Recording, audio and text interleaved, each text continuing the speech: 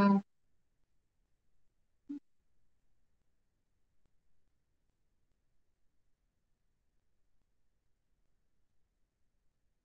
Good afternoon ma'am.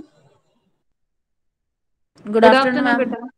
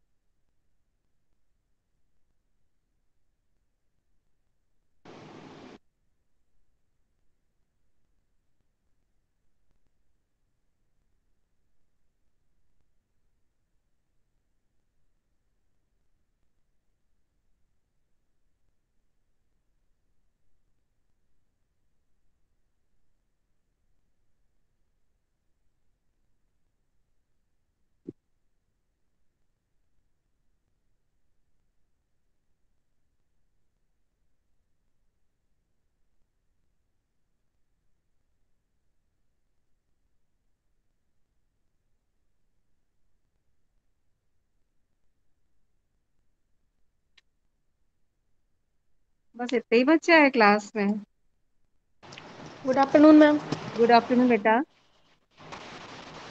मैंने topic तुम लोग को डाल दिया था। Yes ma'am. तुम लोग एग्जाम की तैयारी हो गई है कि अभी कर रहे हो? मैम कर रहे थे, रोक दिए, अभी फिर से रिवाइज करेंगे। क्यों रोक दी? इसीलिए मैं तुम लोग की क्लास ले रही हूँ कि तुम लोग को जो है तुम लोग की तैयारी रहे बहुत अच्छे से। पेपर कैसा आएगा तुम लोग को भी नहीं पता, मुझे भी नहीं पता। ऑप्शनल आएगा तो अभी मैं बता दूं तुम लोगों को कि अभी एमए का पेपर हुआ है।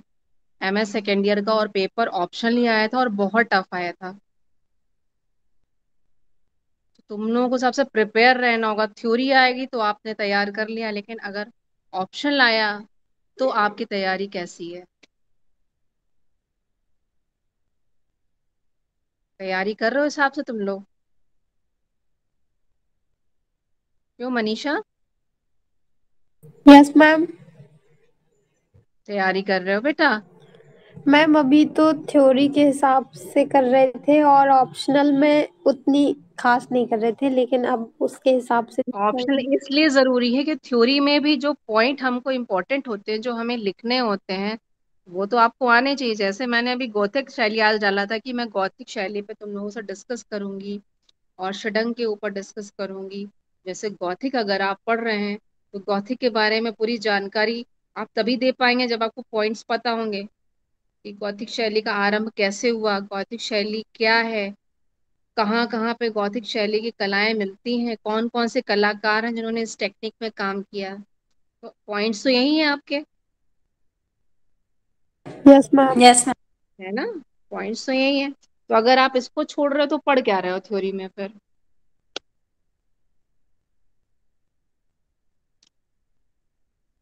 बताओ स्वाति। मैम पढ़ रहे हैं, बट ऑप्शनल के अकॉर्डिंग तो हम लोग का हर एक चीज वो मतलब तुम लोग बहुत क्लास ज्यादा में जितने अधिक। ज्यादा से ज्यादा बच्चे जुड़ सकते हो जुड़ो, मैं तुम लोगों की तैयारी करवा दूंगी। अब आज क्लास में मुझे 3 बच्चे दिख रहे हैं।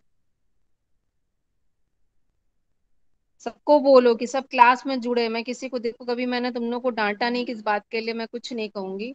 मुझे पता है कि आप लोगों का थ्योरी पे ज्यादा ध्यान नहीं होता, आपका ध्यान ज्यादातर प्रैक्टिकल पे होता है। लेकिन अभी एग्जाम सिर्फ आपका थ्योरी का हो रहा है, प्रैक्टिकल का तो हो ही नहीं रहा है। तो इसके मार्क्स आपके लिए वैल्यू करते हैं। दूसरा, आपको पता नहीं है कि ऑप्शन आना है कि थ्योरी आना है। थ्योरी आना है तो हमारे पास होने के चांसेस अच्छे हैं। लेकिन अगर ऑप्शनल आना है तो वो मुश्किल है, वो टफ है, क्योंकि कंपटीशन लेवल के पेपर आ रहा है। कंपटीशन अगर आप में से किसी ने दिया है तो उसको आइडिया होगा कि अब कैसा पेपर आना है, लेकिन जिसने नहीं दिया एक भी कंपटीशन उसको कैसे आइडिया होगा, है ना। यस मैम, मैम हम भौतिक लोगों शैली ने तुम तो लोगों ने किसी ने तैयार नहीं कर दिया। लिया है।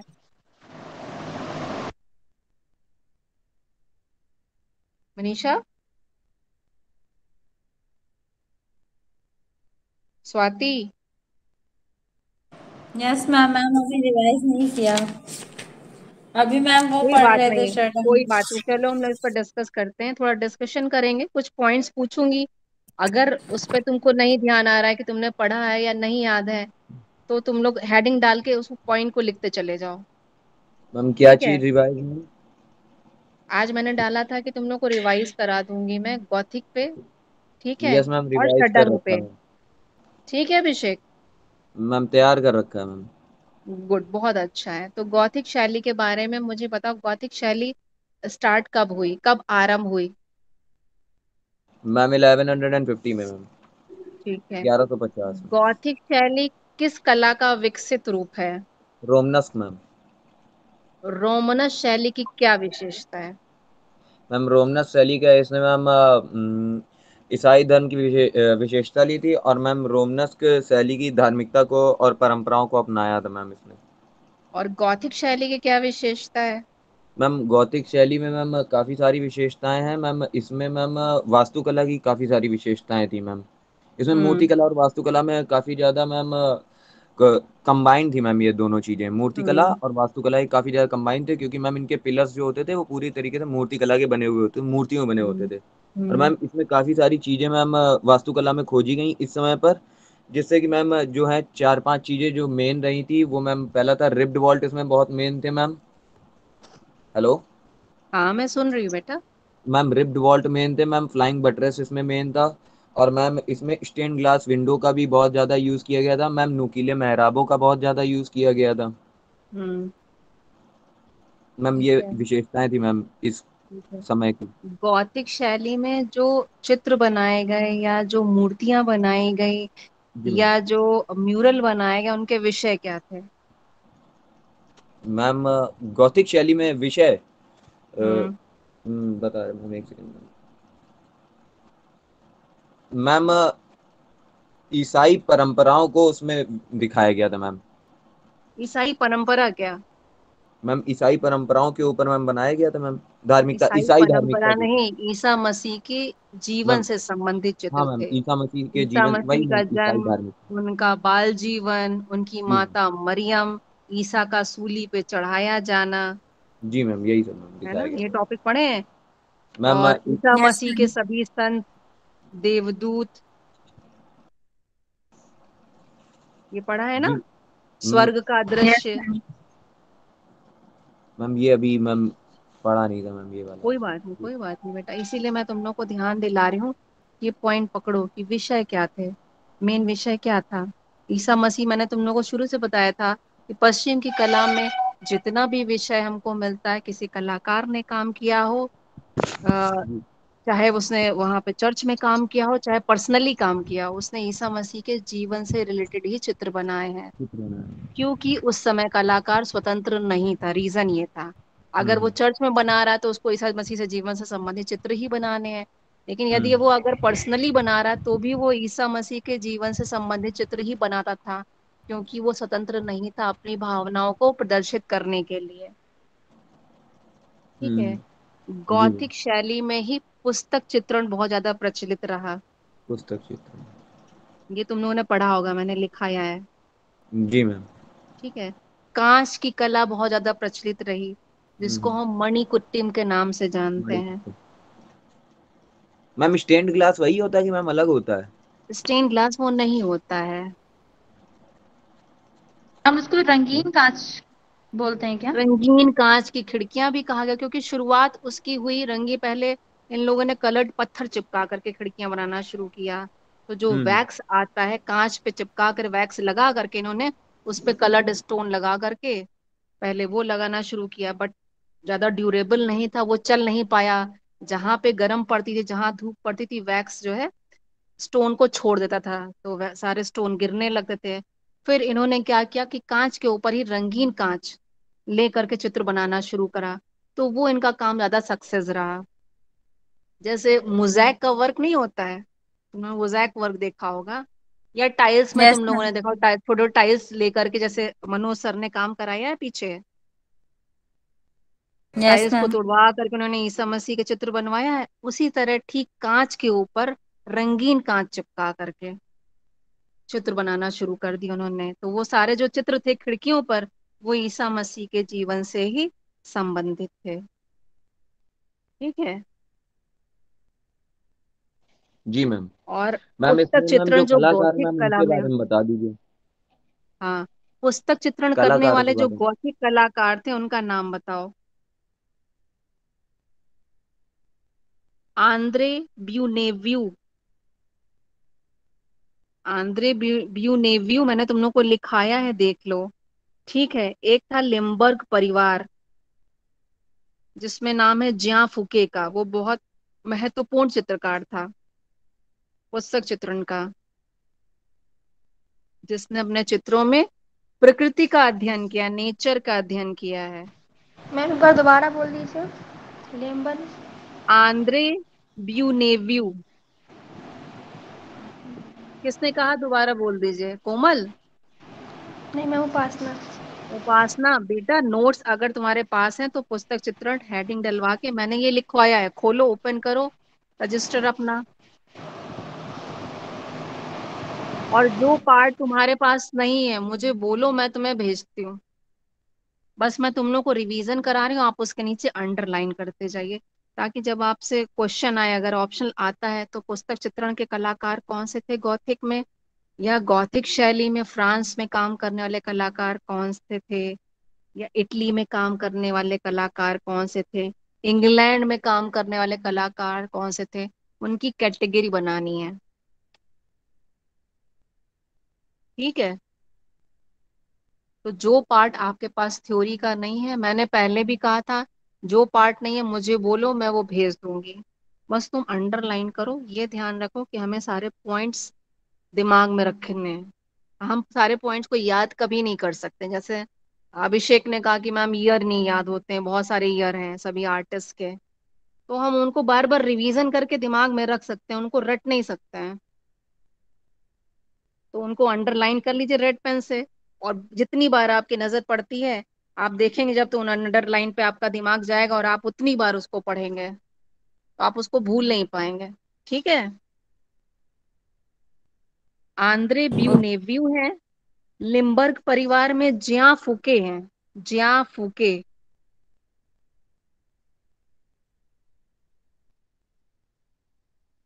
ज्या फूके ने अध्ययन का, मतलब सॉरी, प्रकृति का बहुत अच्छा अध्ययन किया है, नेचर का।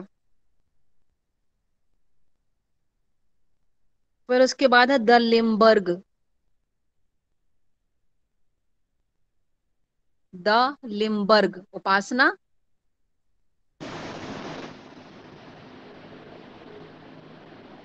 समझ में आ रही बात मेरी? यस उपासना, मैम। यस मैम, समझ में आ रही है। हाँ हाँ, द लिम्बर्ग कहते हैं ये पुस्तक चित्रण के पहले कलाकार थे।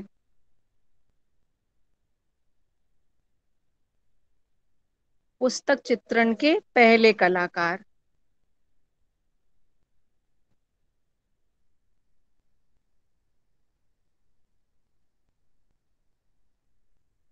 फिर क्वेश्चन है कि गौथिक शैली में जो रंगीन कांच का काम है, वो कहाँ कहाँ देखने को मिलता है। स्टार्टिंग में वो काम देखने को मिला, फिर वो काम खत्म हो गया, उसको बहुत ज्यादा हम देखने, जितने पुराने चर्च हमें उनमें मिलता है, जो नए चर्च बने उनमें हमें रंगीन कांच की खिड़कियों का काम कहीं देखने को नहीं मिलता। तो वो चर्च कौन से हैं? सेंट रेमी, चार्ट्रेस,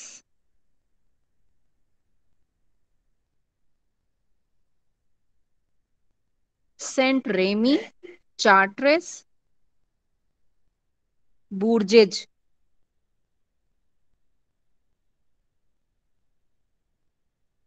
और Sainte Chapelle, Sainte Chapelle. Gothic शैली अगर हम बात करें तो गॉथिक शैली है भवन निर्माण की कला। तो गॉथिक शैली टेक्निक है आर्किटेक्चर एक्चुअल में, जो हमें पूरे यूरोप में अगर तुम देखोगे, यूरोप का ओपन करना गॉथिक शैली, तो जितने भी चर्च हैं यूरोप के, वो गॉथिक शैली में ही बने हुए हैं। इवन इंडिया में भी जितने चर्च है ज्यादातर गॉथिक शैली में ही बनाए गए हैं। मुंबई का स्टेशन देख लो, गॉथिक शैली में बना है। मुंबई में महालक्ष्मी टेम्पल है, वो गॉथिक शैली में बना हुआ है। मुंबई का जहांगीर आर्ट गैलरी है, वो गॉथिक शैली में बना हुआ है। इवन हाई कोर्ट है, वो भी गॉथिक शैली में ही बना हुआ है। रीगल सिनेमा है मुंबई का, वो भी गॉथिक शैली में बना हुआ है। तो जब तुम ओपन करके देखना तो तुमको चीजें समझ में आएंगी। ये क्लियर हो गया तुम लोगों का? पुस्तक चित्रण के कलाकार अभिषेक, जी मैम। समझ में आ गया? कोमल, जी मैम। ठीक है। पुस्तक चित्रण के जो महत्वपूर्ण कलाकार थे उनका नाम बता दिया। फोटोलैम्बर्ट। फिर रंगीन कांच का जो मुख्य रूप से काम हमको जिन चर्च में देखने को मिलता है, उन चर्च का नाम बताया तुम लोगों को। सेंट रेमी, चार्ट्रेस, बूर्जेज और स्टे चैपल। कि रंगीन कांच का महत्वपूर्ण काम अगर हमें गॉथिक शैली में देखना है तो हमें किन चर्च में ये देखने को मिलेगा। फिर है फ्रांस के गॉथिक कलाकार कौन कौन से हैं? फ्रांस के गॉथिक कलाकार,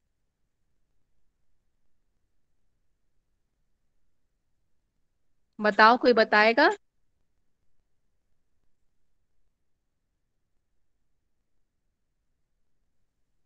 कोमल, जी मैम। बताओ बेटा, फ्रांस के गॉथिक कलाकार कौन कौन से?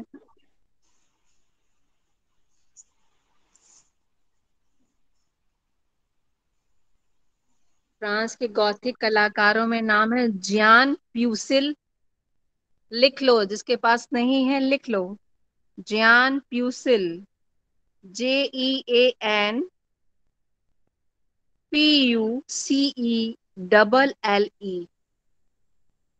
JEANPUCELLE, जियान प्यूसिल।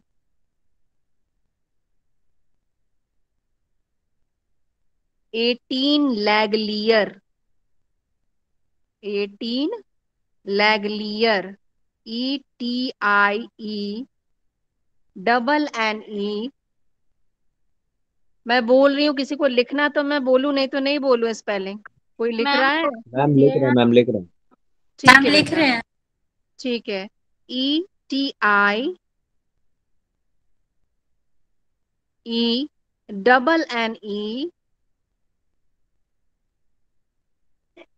लैग्लियर, LAGLIER,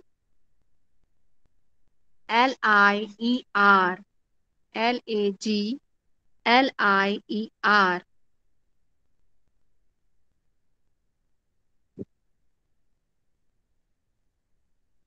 18 लैग्लियर। फिर है Colard de Laon, Colard de Laon, COLARD, Colard, COLARD, Colard. DE, de Laon, LAON।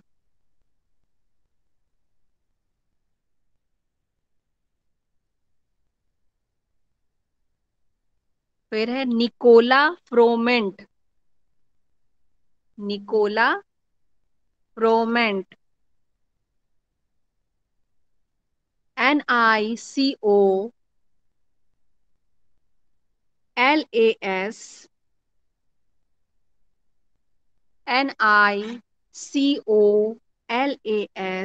Nicola, FROMENT, MENT, Froment, Nicolas Froment. फिर है होनोर, HONORE,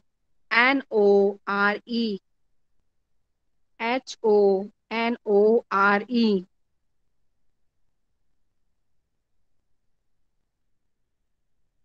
ठीक है, ये फ्रांस के प्रमुख गोथिक कलाकार हैं।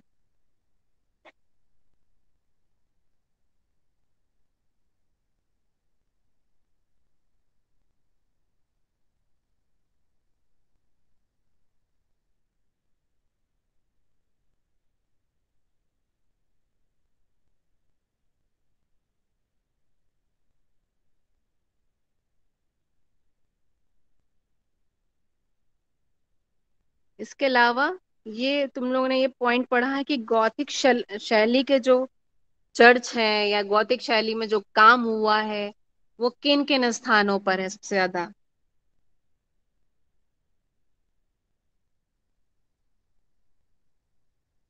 पढ़ा है? मैम फ्रांस में सबसे ज्यादा वर्क है शायद। और मैम इंग्लैंड में, इंग्लैंड में। हम्म, इटली में है, इटली में है। स्पेन ठीक में। है। पेन। ठीक है, स्पेन भी है।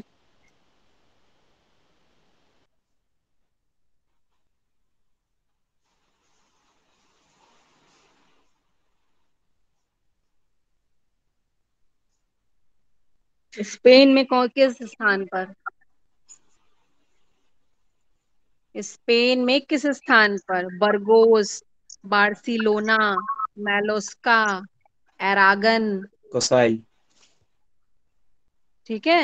हाँ, ऐसे ही मध्य यूरोपीय देश में है, तो मध्य यूरोपीय देश में कहाँ पर है?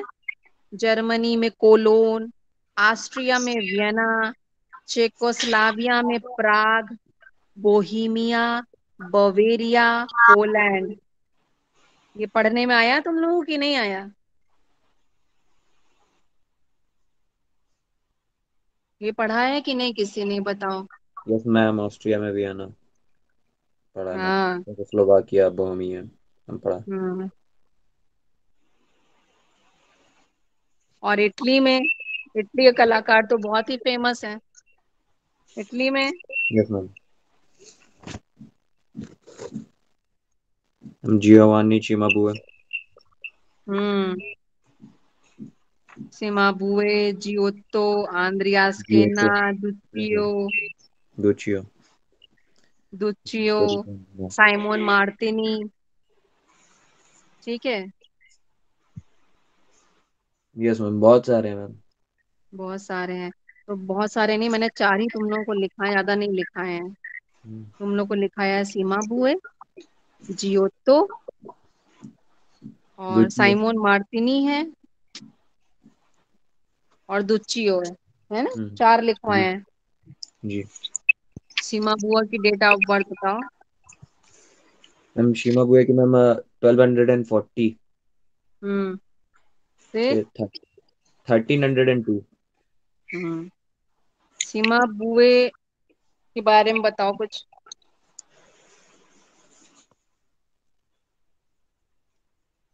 सिमाबुए की इटली कला की की चित्रकला विशेषता का पिता बताओ। कहा जाता है। हम्म इटली की चित्रकला का उसे पिता कहा जाता हाँ, अब ये जैसे तुमने पढ़ रहे हो ना, तुम लोग के लिए ये पॉइंट है कि सिमाबुए को इटली की चित्रकला का पिता कहा जाता है। तो ये आपके लिए पॉइंट है। उसने क्या विशेष किया? मैम, मोजाइक आर्टिस्ट थे। और पढ़ा नहीं।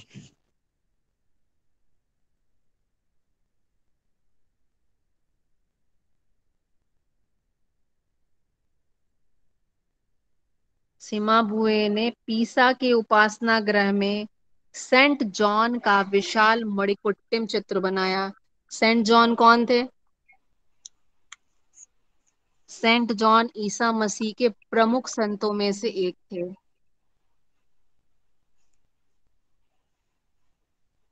ये हमेशा ध्यान रखना, ठीक है? ठीक है। जो ईसा मसीह ओके के मैम। कितने संत थे? प्रमुख कितने संत थे? 12। 12। 12 संत थे, जिसमें से मुख्य थे सेंट जॉन। और इन्हीं 12 संतों ने ईसा मसीह के धर्म को पूरी दुनिया में फैलाया। और ये हम भी जानते हैं, इंडिया और पाकिस्तान, मतलब हिंदू धर्म और मुस्लिम धर्म, जो इंडिया और पाकिस्तान के अलावा जितने भी देश में कहीं भी आप चले जाइए तो हर जगह कौन सा धर्म है? ईसाई धर्म है। तो इन 12 संतों ने ईसाई धर्म को पूरी दुनिया में फैलाया, जिनमें सेंट जॉन का नाम सबसे पहले आता है। तो ये ध्यान रखना कि सीमा बुए ने पीसा के उपासना गृह में सेंट जॉन का मणिकुट्टिम चित्र बनाया। मणिकुट्टिम जो रंगीन कांच की खिड़कियों का काम है, उसको पहले मणिकुट्टिम ही कहा जाता था। ठीक है, क्लियर है? जी जी मैम। मैम। हाँ। यस अब मैम। ऐसे ज्योतो ज्योतो के बारे में बताओ, उसकी डेट ऑफ बर्थ बताओ। मैम 1266 से 1337। हम्म। और बताओ उसके बारे में कुछ पॉइंट्स बता, आप पॉइंट्स बताइए, कहानी नहीं बताइए, पॉइंट्स बताइए सीमा जियोतो की लाइफ की। और मैम ये अपने पापा के साथ भेड़ चराने जाते थे, तो ये उन्हीं का चित्र बनाते थे। तो हम्म। सीमा बुए ने इन्हें देखा था, तो इन्हें हम्म। अपने साथ फ्लोरेंस ले गए थे। लॉरेंस ले गए थे, बिल्कुल सही। और मैम इन्हें एक फ्रांसीसी का जीवन चरित्र, मतलब फ्रांसीसी का चित्र बनाने को बोला था। तो इनकी फ्रांसीसी। पेंटिंग्स के नाम बताओ। अच्छा, बिल्कुल ईमानदारी से बताना, तुम में से किसी को भी जियोतो की एक भी पेंटिंग का नाम याद है कि नहीं याद है? Virgin Mary ma'am. और मैम फ्लोरेंस का ईसा की सूली। और मैम इन्होंने पिएटा की भी बनाई थी। पिएटा की भी बनाई थी, हाँ। Ma'am Madonna. मैडोना इन्होंने नहीं बनाई थी बेटा। स्वाति? Ma'am yes. अभी मैम किसी ने बोला मैम सूली पे चढ़ाना, मैम वो कर्सोनिफिकेशन मैम, वो तो मैम उन्होंने बनाया था ना मैम, शीमा बुए ने। ईसा को सूली पर चढ़ाने का जो चित्र है, वो लगभग सभी कलाकारों ने बनाया है। ईसा का जन्म, ईसा को सूली, मरियम, ये सभी ने बनाए, सभी कलाकारों ने बनाए। तो ये हमें नहीं याद करने, क्योंकि ये क्वेश्चन आना भी नहीं है आपका। ऐसे क्वेश्चन आएंगे आर्टिस्ट के बारे में, किसी आर्टिस्ट के बारे में अगर उसकी पेंटिंग के बारे में पूछेंगे तो ऐसे पेंटिंग्स का नाम नहीं देंगे जो आपको कंफ्यूज करे कि ईसा का जन्म किसने बनाया, या ईसा की सूली किसने बनाई, या ईसा के संत किसने बनाए। आपको ऐसे पेंटिंग का नाम देंगे जो सिर्फ उसी ने काम किया है। ठीक है, जैसे इनकी पेंटिंग है बिवेलिंग ऑफ सेंट फ्रांसिस। ये अगर थ्योरी लिखी तुम लोगों के पास होगा, bewailing of Saint Francis, Herod's birthday feast. और उनके श्रेष्ठ चित्रों में पादुआ के एरिना चैपल की भित्तियों पर अंकित हैं। फिर इसके अलावा संत जोशिम, संत अन्ना, कुमारी मरियम, ईसा का जीवन चरित्र। ईसा का जीवन चरित्र लगभग सभी कलाकारों ने बताए बनाए, जितने भी पश्चिम के कलाकार हैं। तो ये आपके लिए पॉइंट करने वाली चीज नहीं है कि आपने इसको पॉइंट आउट कर रखा है। आपको ये पता होना चाहिए कि बिवेलिंग ऑफ सेंट फ्रांसिस इन्होंने बनाई है, हेरोड्स बर्थडे फीस्ट इन्होंने बनाई है। अब जैसे संत की बात होगी, संत जोशिम, संत अन्ना, ये किसी और ने नहीं बनाई है। ठीक है। कुमारी मरियम लगभग सभी कलाकारों ने बनाई है। संत जॉन, संत फ्रांसिस तथा स्वर्गरोहण के चित्र संत जॉन भी लगभग सभी ने बनाई है। संत फ्रांसिस सभी ने नहीं बनाई होगी, लेकिन और कलाकारों ने जरूर बनाई होगी। तो आपके लिए वो पेंटिंग उठाना आपको, जो सभी कलाकार इस पे काम नहीं कर रहे हैं। इनके चित्र किन किन संग्रहालयों में रखे हुए हैं? Munich, Paris, Bologna, London, Washington. इनकी और भी पेंटिंग्स हैं, उफीजी की मडोना, बर्लिन की कुमारी। ये सब तुम लोगों को पढ़ने में आया कि नहीं आया, पहले बताओ।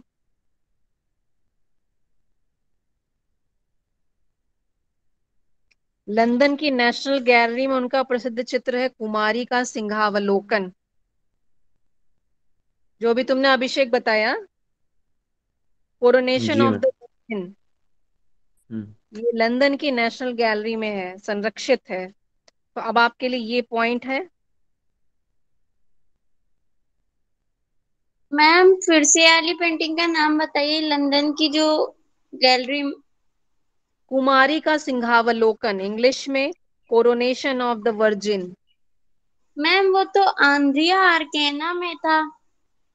नहीं बेटा, नहीं मैम, मैंने पढ़ा था उसमें ये दिया था, आंद्रिया आर्केना की जो पेंटिंग है प्रसिद्ध वो है कुमारी का अच्छा सॉरी सिंहासन। सॉरी, मैं पढ़ाते हुए इधर आ गई, आंद्री आर्केना में आ गई, पेज शीट पलट गया। Sorry sorry. हाँ ये आंद्री आर्केना का, सॉरी। इसके पहले मैंने बताया उफीजी की मडोना, बर्लिन की कुमारी। ठीक है, तो main ma'am main virgin painting Kumari कौन बोल सी रहे होगी? बर्लिन की कुमारी है।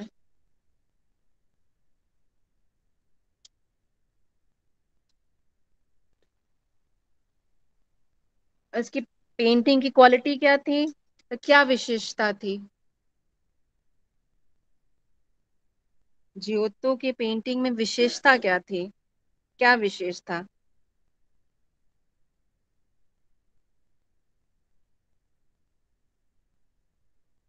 उसकी पेंटिंग मानवीय भावना से परिपूर्ण थी, संयोजन बहुत अच्छा था उसकी पेंटिंग में, कंपोजिशन बहुत अच्छा था, यथार्थ प्रतीत होती थी, पूर्ण रूप से नाटकीय लगता था पूरा दृश्य। ठीक है, तो जी जोतो की मैम। पेंटिंग में मानवीय भावना, संयोजन और यथार्थता, नाटकीय भावना, ये उसकी पेंटिंग की विशेषता थी। बस ये पॉइंट आप याद रखोगे तो कहानी आप अपने आप बना लोगे। वो तुम लोगों ने कहानी सभी ने पढ़ी है कि वो भेड़ चराता था। ठीक है, सीमा बुए ने उसकी कला क्षमता को देखते हुए वो उसको अपने साथ फ्लोरेंस ले गया, वहां पे उसको भित्ति चित्र करने को कहा। और फिर उसके प्रसिद्ध चित्र हैं bewailing of Saint Francis, Herod's birthday feast, Padua के एरिना चैपल की भित्ति पे उसने काम किया है, संत जोशिम का चित्र बनाया है, संत अन्ना का, कुमारी मरियम का। ये जो मैं चित्र की बात करूँ ये सभी वॉल पेंटिंग होंगी। क्योंकि पश्चिम की कला जब तुम पढ़ते हो तो सिर्फ हमें भित्ति चित्रकला और मूर्तियों के बारे में उल्लेख मिलता है, चित्र के बारे में कहीं उल्लेख नहीं मिलता है। तो जितने भी चित्र लिखे हैं ये सभी वॉल पेंटिंग यानी कि भित्ति चित्र हैं, ये ध्यान रखना। ठीक है, ठीक है कोमल। जी मैम। अब आंद्रिया आर्केना की डेट ऑफ बर्थ बताओ। मैम 1308 से 1369। हम्म, अब बताओ आंद्रिया आर्केना के बारे में। मैम इनके बारे में हमें यही पता है कि ये एक मूर्तिकार, वास्तुकार और चित्रकार, ये तीनों चीजों में ये निपुण थे। निपुण थे। और इनकी जो प्रसिद्ध पेंटिंग है लंदन नेशनल गैलरी में रखी है, हम्म। कुमारी मरियम का सिंहासनारोहण। ये हाँ, इतने। Coronation of the Virgin. जी मैम। और इनको चित्रकार संघ का सदस्य भी बनाया गया। 1343 या 44 में आंद्री आर्केना को चित्रकार संघ का सदस्य बनाया गया, ये ध्यान रखना। और 1352 में शिल्पी संघ का सदस्य बनाया गया। ये है कि नहीं है? जी मैम। तो ये क्यों भूल जाते हो?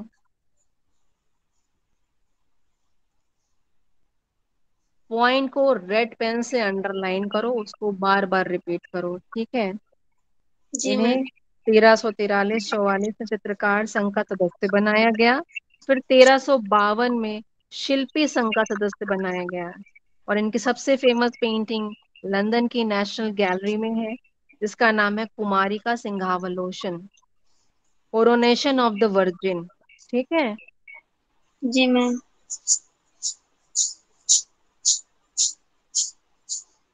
अब इनकी पेंटिंग की विशेषता बताओ, इनके काम की।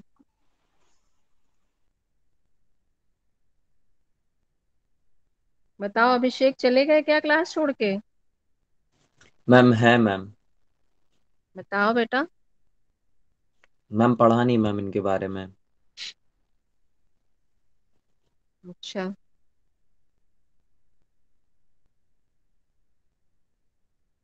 आंद्रिया जो चित्र बनाते थे, उनकी जो आकृति थी उसमें रूढ़िवादिता थी।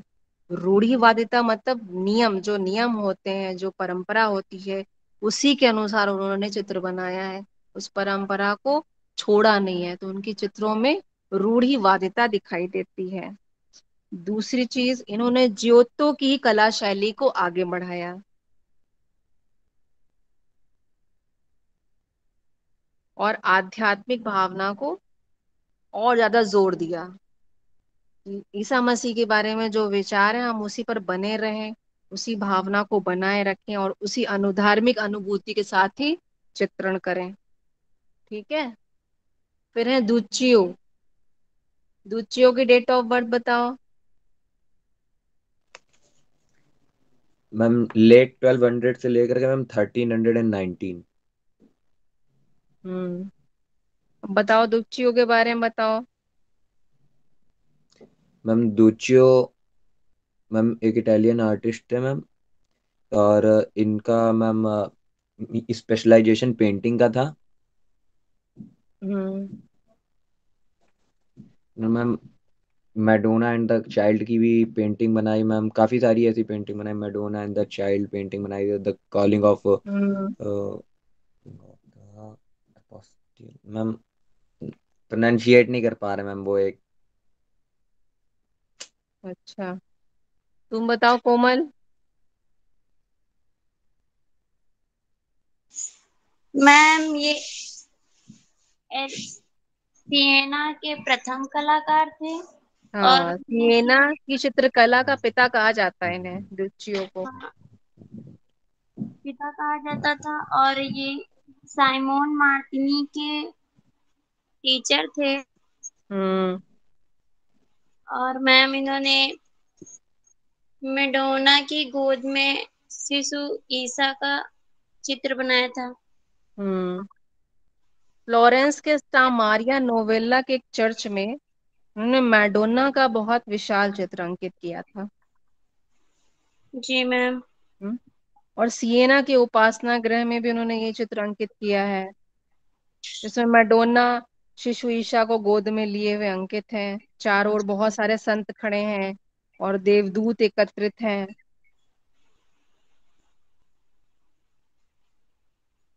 इनके काम में विशेषता क्या थी?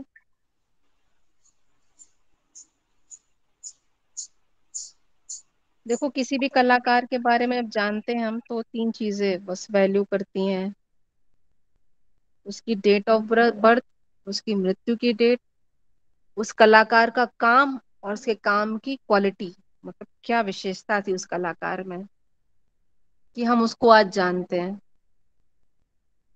कि वो दूसरों से डिफरेंस कैसे था, क्या विशेषता थी। उसने बहुत तरह की अलंकारिक रेखाओं का प्रयोग किया। दुचियो ने बहुत तरह की अलंकारिक रेखाओं का प्रयोग किया है। स्वर्ण और चमकदार रंगों का बहुत ज्यादा प्रयोग किया है। और अगर देखा जाए कहते हैं तो भविष्य में कोई भी कलाकार उसकी श्रेणी का नहीं हो पाया। ठीक है, जी मैम। ये ध्यान रखोगे, नहीं तो इसको पॉइंट आउट करो।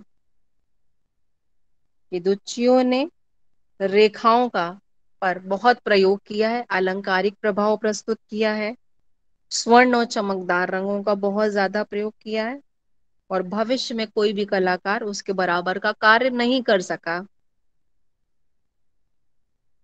जिस भी कलाकार ने पर्सपेक्टिव को बहुत अच्छे से प्रेजेंट करा है, उस कलाकार के समान कोई दूसरा कलाकार वैसे भी नहीं खड़ा हो पाया। जहां हम अच्छे से पर्सपेक्टिव को समझने लगते हैं, तो हमारी कला में अपने आप पारंगतता आ जाती है, अपने आप फिनिश आ जाता है, अपने आप चमक आ जाती है। तो दुच्चियो जो है पर्सपेक्टिव को बहुत अच्छी तरीके से समझते थे, तभी इन्होंने रेखाओं का बहुत अच्छा प्रयोग किया है। ठीक है, मैम ये क्लियर फ्रेस्को है। किस तरीके का मेथड होता है मैम? फ्रेस्को हम बोलते हैं, भित्ति चित्रकला को ही हम फ्रेस्को बोलते हैं। जो दीवार पे की जाने वाली चित्रकारी है उसी को फ्रेस्को बोलते हैं। लेकिन फ्रेस्को में जैसे तुम नॉर्मली एक हम वॉल पे, जैसे हमने पेंटिंग कर ली, तो उसको हम फ्रेस्को नहीं कहेंगे। उसमें जो सतह होती है, वॉल की जो सरफेस होती है, उसको तैयार किया जाता है। तो वो दो टेक्निक होती है, एक होता है फ्रेस्को सेको और होता है एक फ्रेस्को बूनो। फ्रेस्को सेको में हम सूखी सतह तैयार करके काम करते हैं। जैसे आप मान लीजिए आपके घर की दीवार है, आपने उस पे ऐसे ही पेंट कर लिया तो वो फ्रेस्को नहीं कहलाएगा, उसकी सतह तैयार करनी पड़ती है। लेकिन वो सूखी सतह जो होगी वो फ्रेस्को सेको कहलाएगी। और गीली सतह पे काम करना है तो गीली सतह तैयार करके तब उस पे काम किया जाता है। गीली सतह तैयार करके 1 इंच या 1.5 इंच दीवार को पहले खोद लिया जाता है। फिर उसमें जो है चूना और संगमरमर का पाउडर और बालू, ये मिला करके एक बेस बनाया जाता है वॉल पे। जब वो बेस हल्का सा गीला होता है, तब उस पे कलर करना शुरू कर देते हैं। इसको हम कहते हैं फ्रेस्को बूनो टेक्निक। ठीक है। मैम जियोतो मैम हाँ, फ्रेस्को बूनो में मैम स्पेशलिस्ट थे ना मैम? कौन? जियोतो। फ्रेस्को बूनो में फ्रेस्को सेको फ्रेस्को बूनो दोनों टेक्निक में इन लोगों ने काम किया, सभी ने किया है। जब हमें दीवार पे काम लॉन्ग टर्म के लिए करना होता है, लंबे समय के लिए कि वो स्थापित रहे, बना ही रहे, तो फ्रेस्को सेको या फ्रेस्को बूनो टेक्निक ही काम आती है। तब वो टेक्निक नहीं काम आती है जो हमने अपने यूनिवर्सिटी में वॉल पे पेंट कर लिया है। ये ड्यूरेबल नहीं है, ये बहुत जल्दी कुछ ही समय में खराब हो जाएगा। लेकिन फ्रेस्को की वो टेक्निक जो सूखी भित्ति तैयार करके या गीली भित्ति तैयार करके की जाती है, वो लॉन्ग टाइम तक बनी रहती है एज इट इज। ठीक है। Okay ma'am. अब है साइमोन मार्टिनी। साइमोन मार्टिनी के बारे में बताओ। कोई और नहीं बोल रहा है? मनीषा, शिप्रा, अरुणा, अनुरा, तुम तो वही अभिषेक हो। नितिन, हाँ नितिन अभी मैम। आए क्लास में टहलते हुए, सोचा कि चलो देख ले क्लास में क्या हो रहा है ना। नितिन,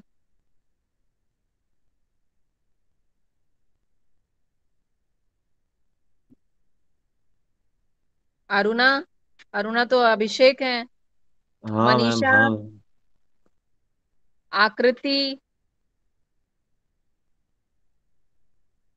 तुम लोग हो क्लास में कि चले गए हो? आकृति, जी मैम। तुम लोग हो क्लास में?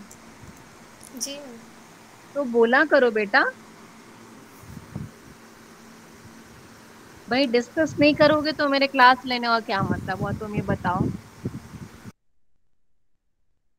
आप लोग डिस्कस तो करो, तब तो क्लास लेने का कुछ अर्थ निकले, कुछ मतलब निकले कि आपके एग्जाम की तैयारी हो रही है।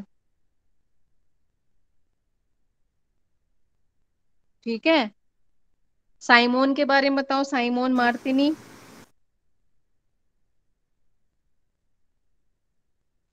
मैम कौन इटालियन पेंटर बताएगा? थे मैम। रुक जाओ अभिषेक। मनीषा, जी मैम। Yes ma'am. बताओ बेटा। मैम साइमन मार्टिनी की जो डेट ऑफ बर्थ है वो 1284 टू 1344 ईस्वी तक है। अब इनके बारे और में बताओ। हाँ, ये सेना के दूसरे कलाकार थे और ये हम्म। द्विजों के शिष्य भी थे। हम्म। और मैम इनकी जो कला थी उसमें भी द्विज जैसे द्विजों ने अलंकारित रेखाओं का जो प्रयोग किया है हम्म। उसको थोड़ा डेवलप करके इन्होंने भी उस पे ही काम किया है। हम्म। और मैम जो जो मैडोना का जो चित्र था मैम, जो हम्म। जो उन्होंने भी बनाया था, मतलब वो हम्म। चित्र इन्होंने भी बनाया था, जो हम्म। टाउन हॉल सियना के टाउन हॉल में बनाया था इन्होंने। हम्म। और मैम इन्होंने संत लुई पर भी काम किया है। हम्म।